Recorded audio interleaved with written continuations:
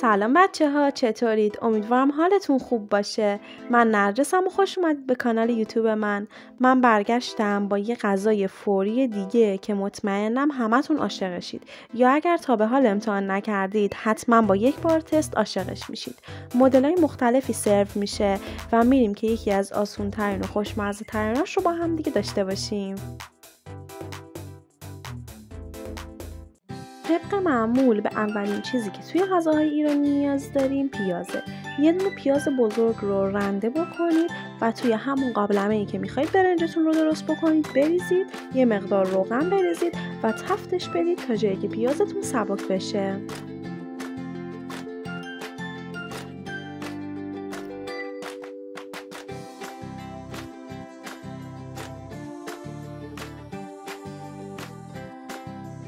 حالا که دیگه پیازمون سبک و طلایی شده، وقت اضافه کردن چاشنیامونه. من از زردچوبه، نمک و فلفل قرمز استفاده کردم. همین 3 تا چاشنی کفایت میکنه. همچنین نمک زیاد اضافه نکنید، در حد نصف قاشق چای خوری باشه، به این دلیل که نمک توی آب برنجمون اضافه کردیم زمانی که برنجمون رو گذاشتیم خیس بخوره و نیاز به نمک بیشتری نداره. چون میخوایم دمی درست بکنیم نمکش رو زیاد نزنید چون ممکنه که شور بشه.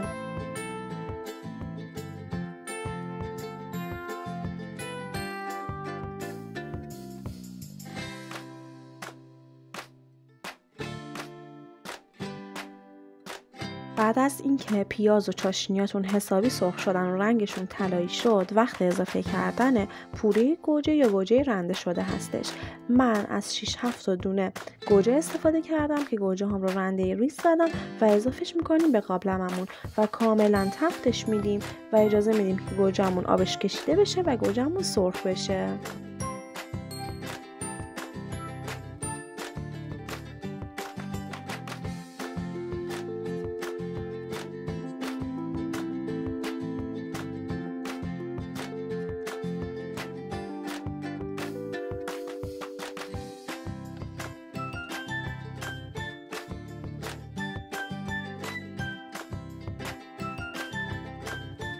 به دلیل سرمای هوا گوجه زمستون یه مقدار رنگش کم رنگ‌تر از گوجه تابستون هستش. پس به همین دلیل من نصف قاشق غذاخوری رو به گوجه فرنگی اضافه میکنم و با گوجم تفتش میدم.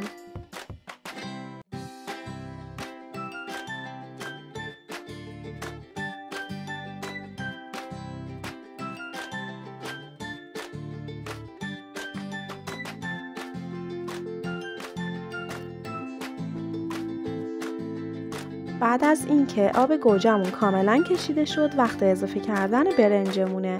من از 2.5 پیمانه برنج استفاده کردم که بهتره برنجتون برنج شمالی باشه، چون اگه برنج شمالی باشه و برنج ایرانی باشه یه عطر و طعم خیلی بهتری رو به دمی گوجه‌تون میده و فوق‌العاده خوشمزه تر میشه. برنجتون رو با گوجه‌تون مخلوط بکنید، اجازه بدید که تا زمانی که آب برنجتون کشیده میشه روی حرارت متوسط باشه. من برنجم رو 3 بار شستم و از 2 ساعت قبل برنجم رو به همراه 2 قاشق غذاخوری نمک گذاشتم که خیس بخوره.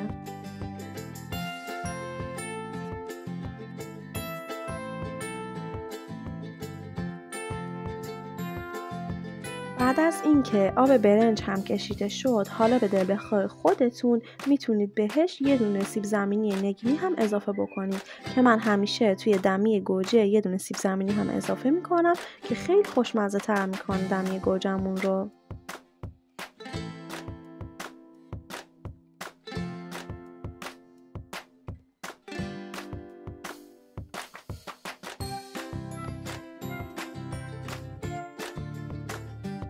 بعد از اینکه به دلخواه خودتون سیب زمینی یا هر چیز دیگه‌ای به دمی گوجه‌تون اضافه کردید، حالا توی مرحله آخر وقت اضافه کردن آب برنجمون هستش. به ازای هر پیمانه برنج 2 تا 2.5 پیمانه آب باید اضافه بکنید. ولی همینطوری چشمی بخوام بهتون آموزشش رو بگم، باید تا جای آب اضافه بکنید که زمانی که انگشتتون رو توی برنج میزنید به اندازه 1 بند انگشت آب روی برنج رو گرفته باشه.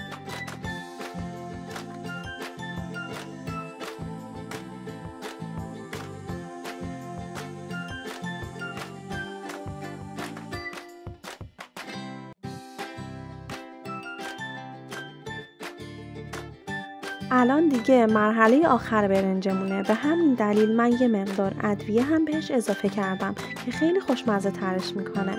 بعد از این هم باید اجازه بدیم آب برنجمون کشیده بشه و بعدش هم که باید در برنجمون رو بذاریم برنجمون دم بکشه.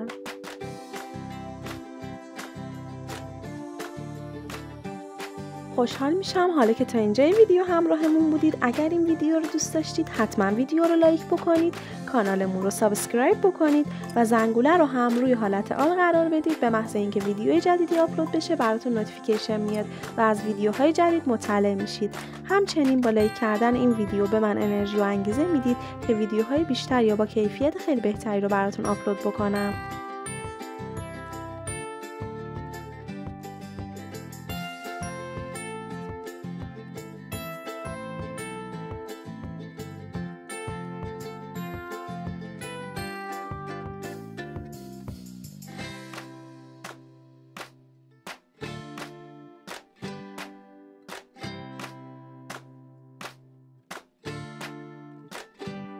الان که دیگه آب برنجمون کاملا کشیده شد، حالا باید چند تا حفره رو توی برنجمون ایجاد بکنیم و بعدش هم در برنجمون رو بذاریم و با شعله کم به مدت 50 دقیقه بذاریم برنجمون دم بکشه و بعدش هم بریم برای سرو برنج خوشمزه‌مون.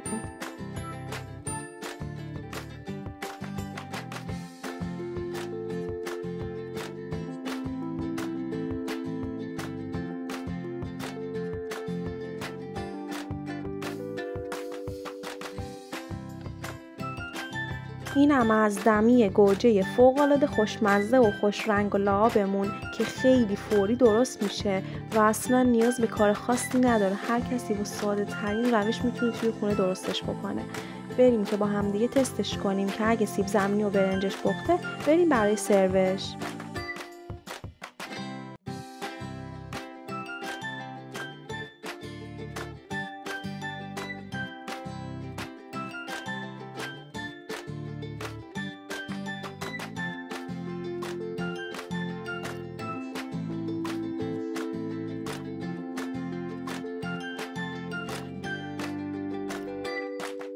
دمی گوجه خوشمزه‌مون حالا دیگه آماده است. بریم که با هم دیگه سروش کنیم. من توی یه دیس استیل قدیمی فوق‌العاده خوشگل سروش کردم که اون حالت نوستالژی خودش رو حفظ بکنه. زمانی که سروش کردم میریم روی میز که بهتون نشون بدم.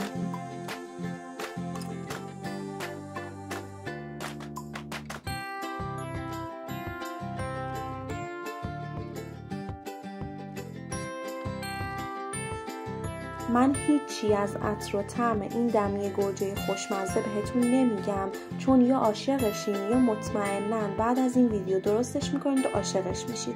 توی تهران قدیم این دمی گوجه خوشمزه رو با نیمرو سروش میکردن که به نظرم جالب میشه، ولی خب من دوست ندارم خیلی نیمرو رو با برنج. به همین دلیل با سالاد شیرازی و تهدیگ خیلی خوشمزه‌ای که خود این دمی گوجه‌مون انداخته بود سروش کردم که فوق‌العاده عالی شد. امیدوارم که این دمی گوجه خوشمزه رو درست و نوش جان بکنید. واسه وقتی که از سر کار برمیگردی و حوصله نداری چیز پلویی و چلویی درستش بکنی، این دمی گوجه فوق‌العاده راحت و عالیه که حتما درست و نوش جان بکنید. ممنونم از همراهی همیشگیتون. خوشحال میشم اگر ویدیو رو دوست داشتید حتما ویدیو رو لایک بکنید، با دوستاتون هم این ویدیو رو به اشتراک بذارید و نظر، پیشنهاد، انتقادی داشتید توی کامنت ها برام بنویسید. دوستتون دارم.